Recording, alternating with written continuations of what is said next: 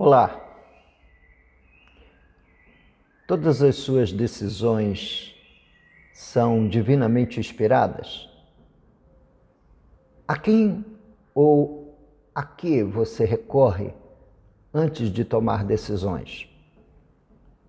Suas decisões são sensatas? Elas são inspiradas? Elas contemplam a vontade única e exclusiva de Deus? Suas decisões estão arraigadas de si mesmo e do seu próprio pensamento e conclusão? São perguntas muito complicadas para nós, seres humanos, respondermos com toda a eficiência que as perguntas merecem ser respondidas. Falta-nos alguma coisa, uma substância interior, uma inspiração, uma iluminação celestial, uma sabedoria extra para tomarmos decisões e as decisões acertadas na vida. Geralmente nós tomamos decisões trêmulos. Será que eu fiz a coisa certa? É a nossa pergunta. Eu não sei você, mas eu sou gente. E você também é gente, não é que eu esteja tentando dizer que você é um ser fora do comum. Mas como gente, eu sinto sempre a insegurança se estou tomando a decisão certa ou não quando eu preciso decidir. Por isso, eu gostaria de compartilhar com você o que eu venho fazendo nesses últimos 42 anos de vida em Cristo Jesus. Bem, a Bíblia nos fala de alguns personagens que tomaram decisões equivocadas baseadas em suas conclusões antecipadas. O primeiro deles que me vem à mente é o profeta Jonas, que, nutrindo um certo sentimento de desafeição, de raiva pelos ninivitas, pelos assírios de uma forma geral, mas os ninivitas especialmente porque o Senhor os enviou para eles. Ele decidiu lá no fundo do seu coração outra coisa. Deus orientou para que ele fosse a Nínive pregar arrependimento aos moradores de Nínive, e ele, certo do amor e da graça de Deus para trazer perdão aos moradores de Nínive, tomou um navio em direção a Tarsis, no sentido contrário. No meio do caminho, houve várias tempestades, ou uma grande tempestade, vamos assim dizer, longa, que batia contra a sua embarcação, e ele temeu pela vida e disse no meio da viagem, no meio daquelas ondas bravias: lançai-me ao mar, eu sou a causa dessa tempestade. Você já imaginou que grande parte de suas tempestades foram criadas pelas suas decisões? Não.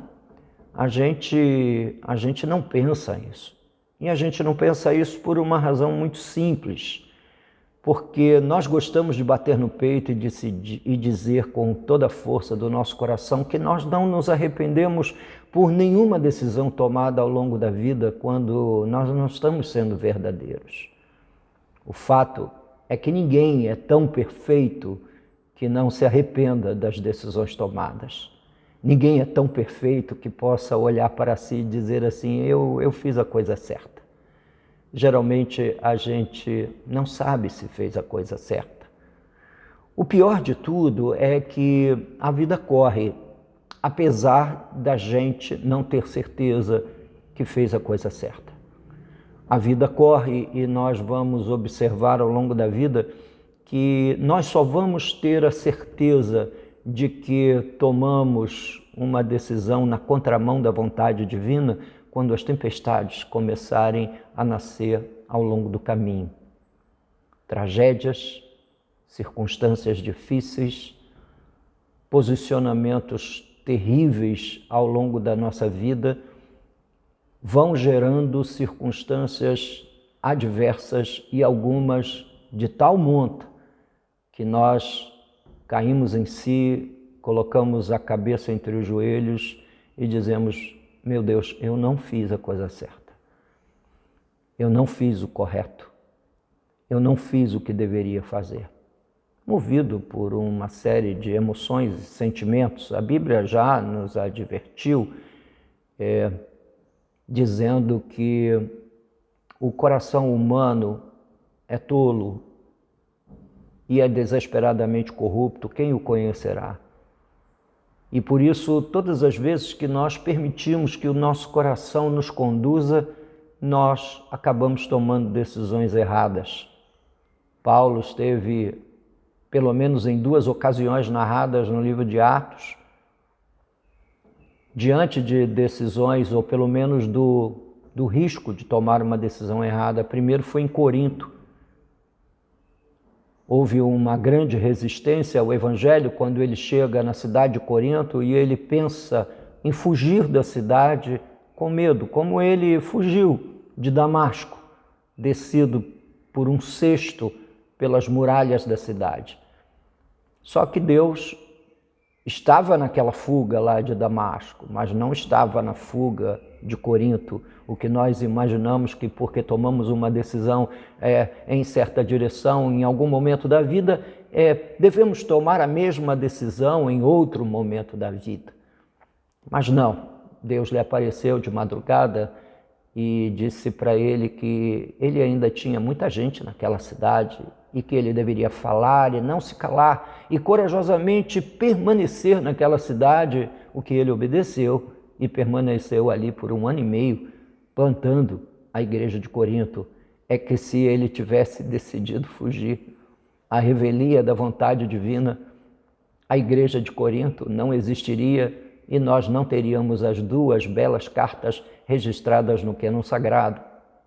Outra vez foi quando ele esteve para entrar com o evangelho na Ásia, com o seu ímpeto missionário, o seu ímpeto de pregador e evangelista, e numa noite o Espírito Santo também lhe falou, lhe chamou às conversas, lhe puxando as orelhas e dizendo: não é hora de entrar com o evangelho na Ásia, a Ásia ainda não está pronta, ainda não é o tempo, ainda não é o momento, ainda não é a hora. Meu Deus, quantas vezes a gente está diante de decisões urgentes, com uma série de emoções descontrolando o nosso coração e a nossa mente, e a gente precisa tomar uma decisão, custe o que custar. Eu já aprendi que não é um bom momento para tomar decisões quando o coração da gente está sob a visita de emoções tão tensas ao longo da nossa vida pessoal. Outra vez, lembrando-me do que ensina as Escrituras Sagradas, nós estamos sob o risco de tomar decisões erradas. Eu me lembro que na primeira viagem missionária do apóstolo Paulo, ele levou consigo um jovem chamado Marcos. Esse jovem teve medo e tomou a decisão de voltar do meio da viagem para trás. Teve medo. Uma das coisas que nós não endossamos são essas emoções desencontradas que de vez em quando bate à porta do nosso coração.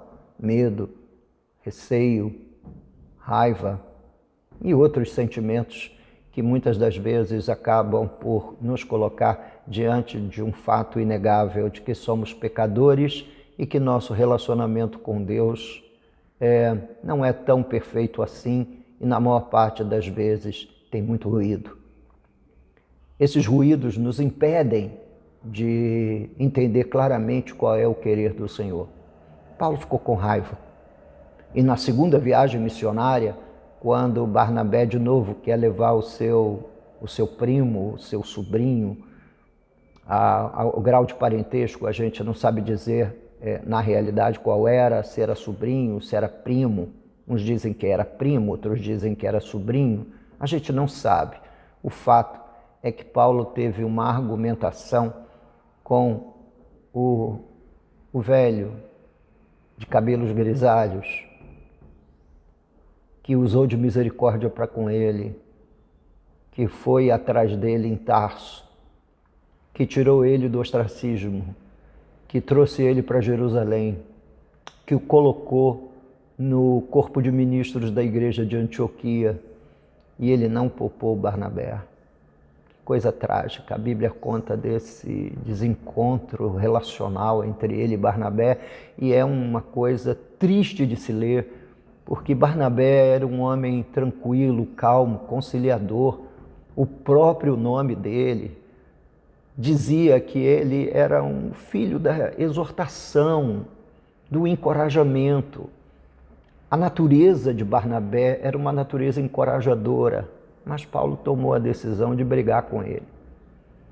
Eu acho que aquele lado um tanto colérico de Paulo não o impediu de falar algumas coisas a Barnabé, que a Bíblia não registra se ele mais tarde se arrependeu, se os dois se reconciliaram. Parece que um problema ficou no ar ali. O que nós encontramos é no final da carta aos Colossenses, Paulo se referindo a Marcos como sendo alguém muito útil. E depois, na segunda carta a Timóteo, ele diz que Marcos lhe era bastante útil no ministério e pede que Marcos venha ter consigo. Gente, a gente precisa tomar todo o peso da revelação bíblica para entender que nós não somos bons para tomar decisões. Por isso, na maior parte das vezes, a gente precisa de nortes, de pontos cardeais para nos movermos de onde nós estamos. Sabe, dinheiro não pode ser a causa dos nossos movimentos, a nossa vontade, a nossa ânsia de ascensão social não pode ser a causa dos nossos movimentos. Eu encontro na Bíblia Sagrada uma orientação de que nós devemos nos mover por valores, por inspiração divina, pela causa do Evangelho, pela obediência a uma ordem determinada e clara das Escrituras. Então, alguma coisa de muito especial começa a se formar na nossa mente, no nosso coração, ao longo do tempo, e a gente vai, então, amadurecendo uma ideia que, junto com Deus, nós vamos construindo. Seja para tomar o caminho A, ou seja para tomar o caminho B. Antes de mais nada, se a gente levar em consideração as questões pertinentes à igreja local, é bom a gente pensar no seguinte. Ponto número 1. Qual é uma boa razão para a gente deixar a nossa igreja? A primeira grande razão é o desvio doutrinário. Quando você lê as Escrituras e encontra a sua liderança caminhando para longe de determinados princípios doutrinários inegociáveis da nossa fé cristã. A segunda razão é por um desvio moral. É quando você olha para os seus líderes, é quando você olha para a sua comunidade e a vê longe da verdade, em defesa de um caminho imoral. De um caminho imoral do ponto de vista ético-financeiro, do ponto de vista sexual, do ponto de vista da ideia matrimonial, da compreensão de divórcio e novo casamento. Essas coisas são fortes demais para nos deixar em dúvida na hora de tomar decisões. Mas e quando não há nada disso? E quando só há um desejo por algo novo, pastor? Bem, eu não posso entrar na decisão de ninguém, nem na sua, nem na de ninguém.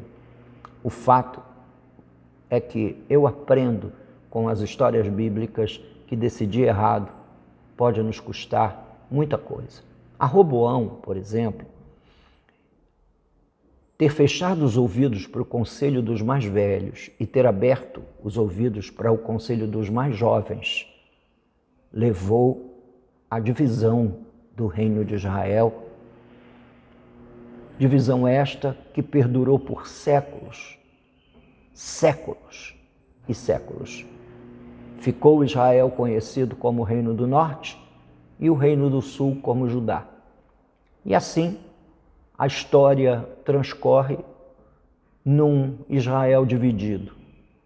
E a gente pode observar o que aconteceu com Roboão. Roboão entrou para a história como o filho de um grande rei. Sabe, a gente não precisa entrar para a história dessa maneira.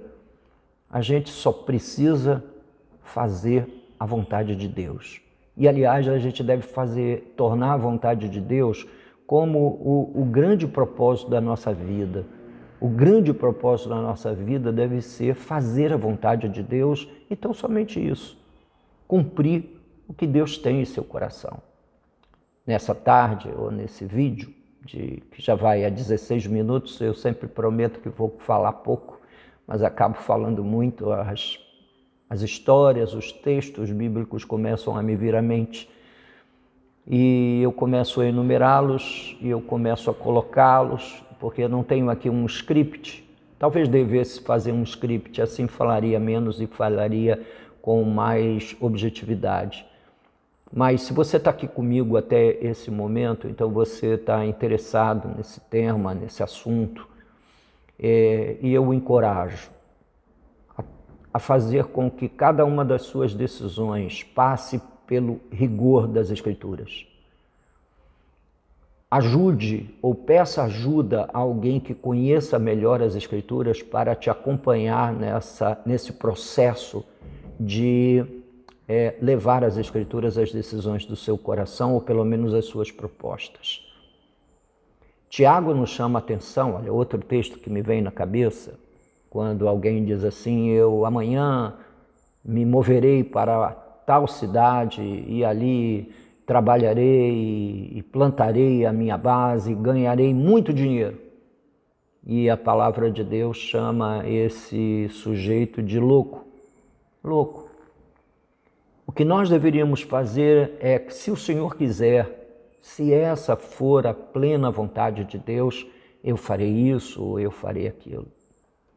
Eu tenho acompanhado gente ao longo da vida, desses 42 anos de convertido, e eu não falo isso para obter um aval em virtude do tempo, é só uma citação. Ou deixa eu dizer, no meu tempo de pastor, eu já aconselhei muita gente que tomou decisão errada e nem precisaria recorrer às experiências alheias. Eu próprio já tomei muitas decisões erradas. Mas, contrariamente ao que a maioria faz, eu tive a plena humildade para reconhecer as minhas decisões equivocadas e voltar atrás. Pedir perdão. Pedir perdão a Deus, pedir perdão àqueles que conscientemente tive algum tipo de influência e feri em minhas decisões equivocadas. Que Deus te abençoe e te guarde, meu irmão. Te guarde ao longo do caminho para você não tomar nenhuma decisão que possa marcar negativamente a sua vida. Esse é o desejo do seu pastor e espero que essa palavra de hoje, tenha abençoado tão fortemente a sua vida como vem abençoando a minha ao longo de todo esse tempo. Que Deus te abençoe, fique com Deus e torne isso uma pequena reflexão de 20 minutos para você levar para o seu culto doméstico essa noite. Deus o abençoe em nome de Jesus. Amém.